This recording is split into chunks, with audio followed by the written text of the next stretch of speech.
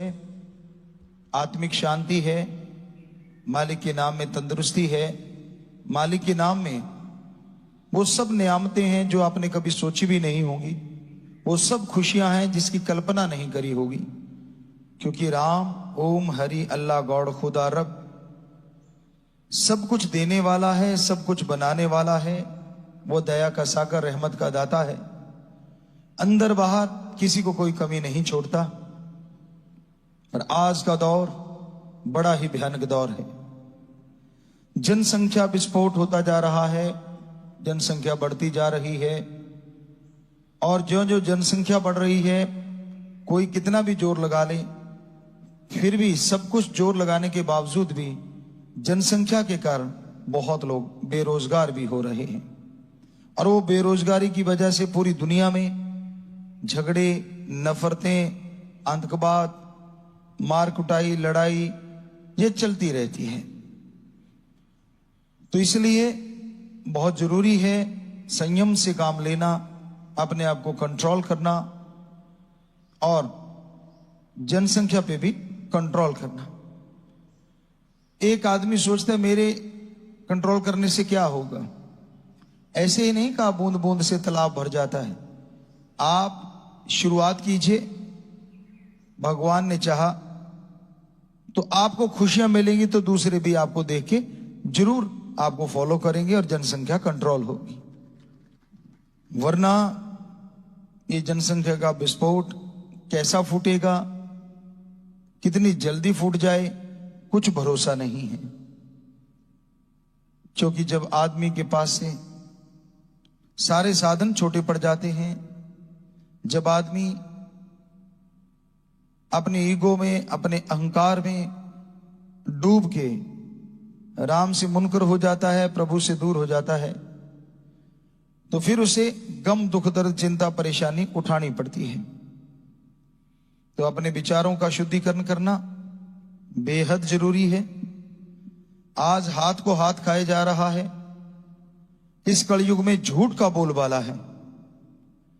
जिधर मर्जी निगाह घुमा के देख लो, झूठ, नफरत, ईर्ष्या, ईगो, खुदी इतनी ज्यादा हाई होती जा रही है, इतनी ज्यादा बढ़ती जा रही है कि जरा सी बात के लिए लोग अपनों को भी नहीं बख्शते।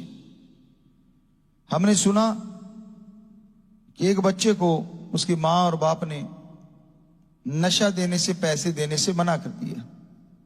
मना क्या कर दिया? दो बातें थी। एक कह रहे हैं कि मना कर दिया, दूसरे कह रहे थे कि बच्चे ने इतना खर्चा करवा दिया कि उनके पास पैसा नहीं था। और उस बच्चे ने, आप देखिए निताब, जो भी उनके घर में कोई लाइसेंसी होगा, रिवॉल्वर या पता नहीं कैसे हुआ था, सुनने में आया था कि उसने अपनी मां को भी मार दिया और बाप को भी मार दिया। जरा सोच के देखिए, छोटा सा बच्चा 17-19 साल का, ऐसा कुछ। तो ये नशा, ये ईगो कहां जाके रुकेगी? जब सब बर्बाद हो जाएगा तब। जवानी ऐसी ताकत है, ऐसी शक्ति है कि इसमें अगर अच्छे कर्म किए जाएं तो भगवान को भी जल्द पाया जा सकता है। और बुराई करता है जब जवानी में आके इंसान, तो राक्षस भी शर्मा जाता है। बुल्ले शाह वाली बात है, मन दा की समझाना, इधरों पुट के इधर लाना। कि जवानी वही है, अगर अच्छे कर्मों में लग जाए तो भगवान को पाले, और बुरे कर्मों में लग जाए तो शैतान शर्मा जाए।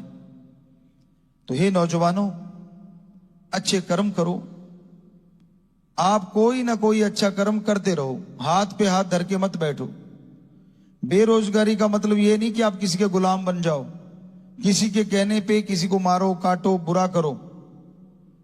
ये 4 दिन की चांदनी होती है जो आपको वो खुशियां देते हैं, नए नए कपड़े, नए नए शूज देते हैं, अच्छी बाइक दे दी, अच्छे होटलों में खाना खिलवा दिया, और बाद में वो आपसे गलत काम करवाते हैं।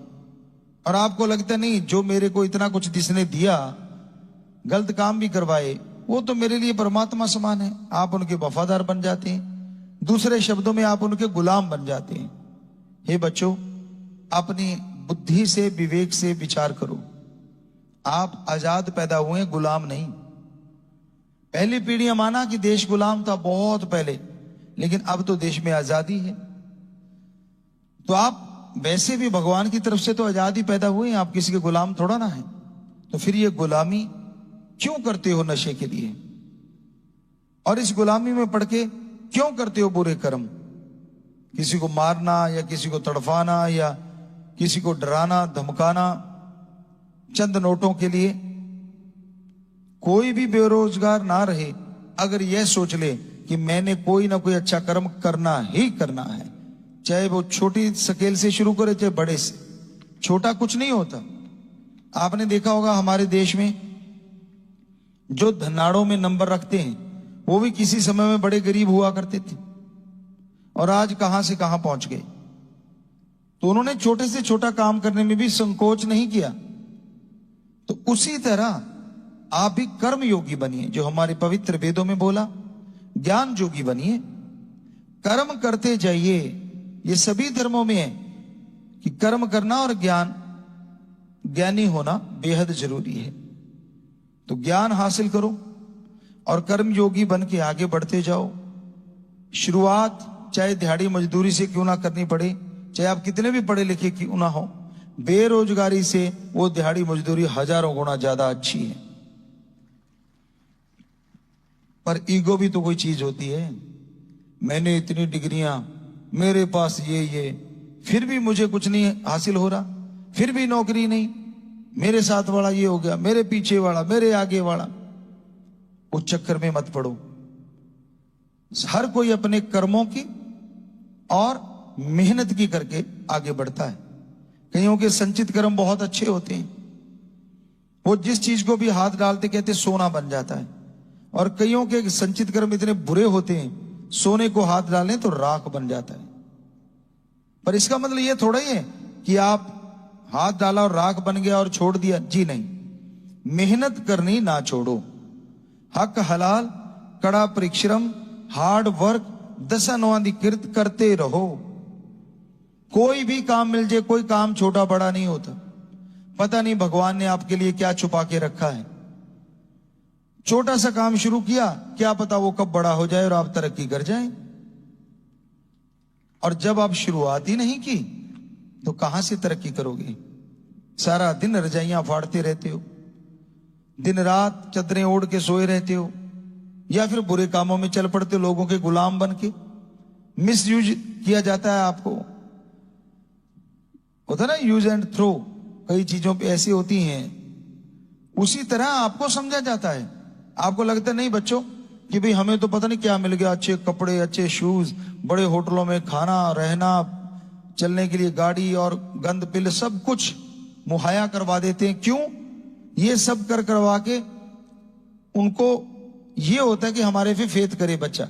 और बच्चा छोटा होता है, माँ बाप ख्याल नहीं करते, उन पे फेथ करने लगता है और फिर वो समाज के लिए बहुत बड़ा गलत आंसर बन जाता है। या कोई भी शब्द इस्तेमाल किए जा सकते हैं कि वो समाज के लिए कलंक बन जाता है। तो माँ बाप को चाहिए वो निगाह रखें, माँ बाप को चाहिए थोड़ा ख्याल करें कि भाई मेरा बच्चा कहाँ जाता है, कहाँ रहता है। आप स्कूल भेजते हैं, क्या वो स्कूल जाता है, कॉलेज जाता है? माँ बाप का फर्ज है, हमारी संस्कृति कहती है। जब तक वो अपने पैरों पे खड़ा नहीं होता, आप थोड़ा ध्यान रखिए, गलत सोसाइटी में ना फंस जाए, कहीं गलत शिक्षाओं में ना उलझ जाए, गलत संग ना कर ले। अगर ऐसा करेगा तो आपका नाम बर्बाद होगा और देश का नाम भी डुबोएगा। तो इसलिए बच्चों, गुलामी नहीं, आजादी की जिंदगी जियो, राम का नाम जपो, ओम हरि अल्लाह वाहिगुरु गौड़ खुदा रब की भक्ति किया करो। धन सतगुरु तेरा ही आशा। सभी साथ संगत जी से निवेदन है कि मेरा चैनल जरूर सब्सक्राइब करें जी। धन धन सतगुरु तेरा ही आसरा।